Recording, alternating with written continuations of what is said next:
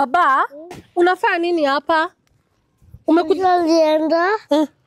Akaniacha. Shushu alienda kakuacha hapa? Yeah. Hizi ni mabag zako? Kuja tuchukue bag. Hizi ni bag zako? Kai akishwali mbona akuache hapa aki? Nimpigie simu. Hello mom. Mbona uniletea mtoto Nairobi bila kuniambia? Wewe unataka nikulelea mtoto wako huko Nairobi alafu uendelee kutereleka huko Nairobi, si ndio? Mom, nilikuwa nikijipanga nilikuwa nikujie mtoto. Ungegojea nijipange kwanza.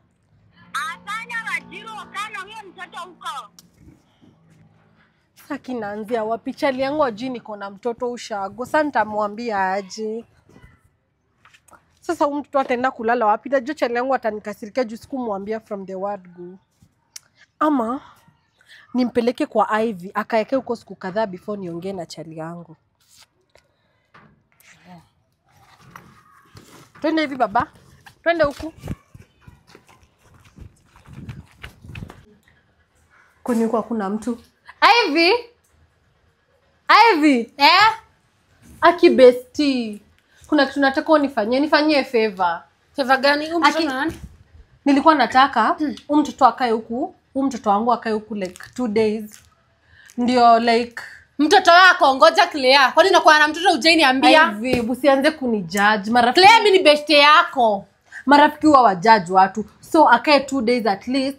Ndo niongee na chali yangu. So chali yangu ajui niko na mtoi.